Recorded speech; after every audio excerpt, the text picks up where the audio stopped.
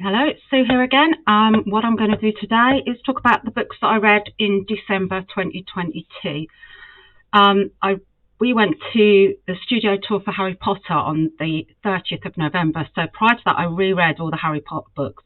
So I did read the last little bit of Deathly Hallows in December, but I haven't included that. So this is what I read in December 2022.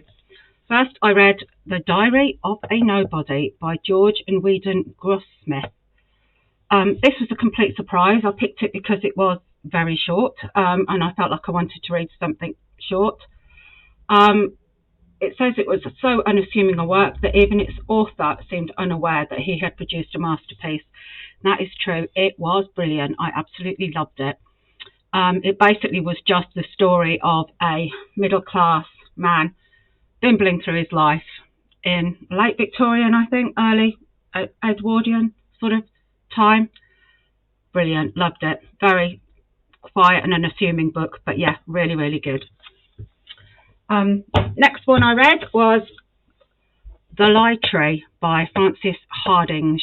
This was recommended by a friend a few years ago, and I bought it there and then, but I didn't get around to reading it until this month. Very popular book, very well-known book. I did quite enjoy it. It was a very easy read. I zipped through it. I'm sure many of you know that it's when a family that are living on the Channel, a fictitious version of the Channel Islands, and they don't settle in too well, and their dad's going through trauma and so on, and they have to work it all out.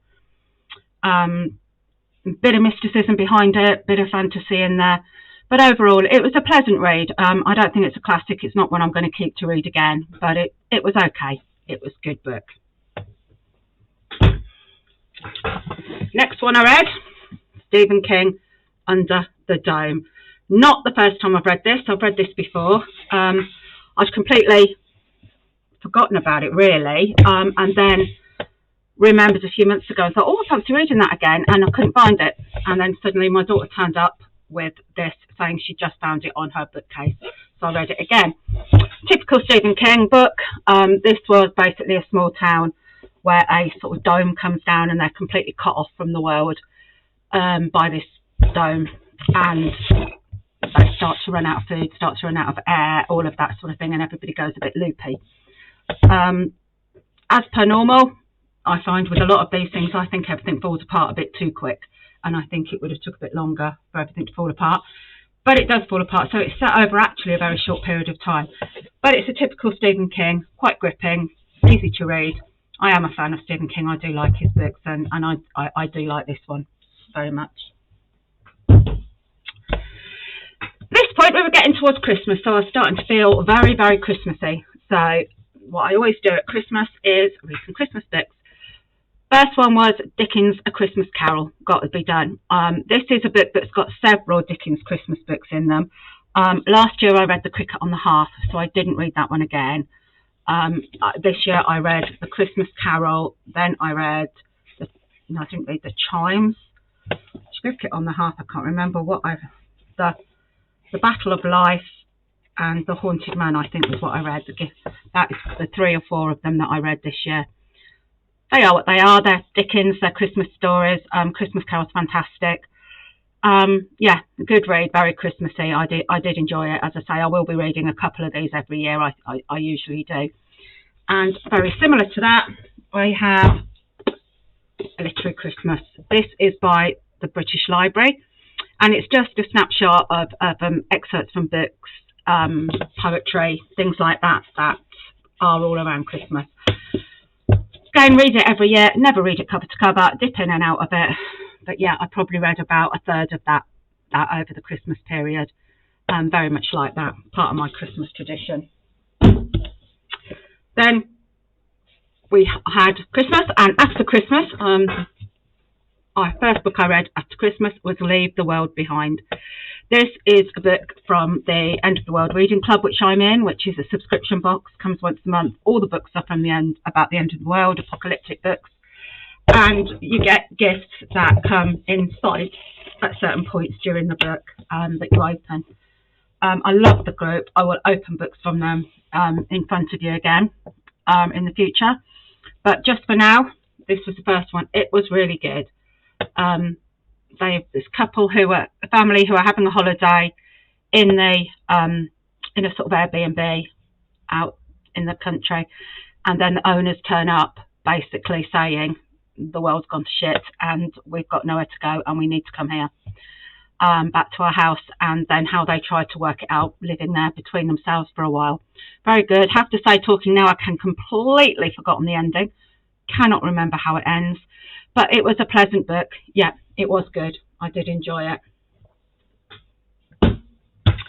Next to that, I read The Pharmacist by Rachel Atala.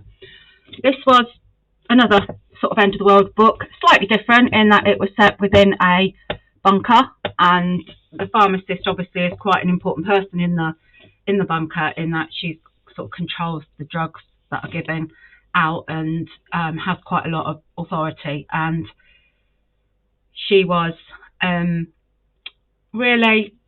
she got co-opted by the person who was running the bunker into doing things she didn't really want to do, and it was quite a claustrophobic novel, quite difficult at times because people were behaving badly in there, but it was, you know, they were living in a very extreme condition, and I think do it. But yeah, it was quite nice to read. It was quite a different book, reading about that claustrophobic atmosphere that would be in the bunker. Yeah, I enjoyed it. It was good. Then I read The Cabin at the End of the World by Paul Tremblay. This was another end of the world book, as you might guess. I don't know what I think about this one. It was a little bit different. It was a family, 2 gay men and their adopted daughter, who was about 7 or 8, are in a cabin at the end of the world, and then these 4 people come up, clearly referencing the 4 horses of the apocalypse, saying if one of the 3 of them doesn't kill themselves, then the world's going to end. It was just a bit far-fetched, a bit silly at times, frankly.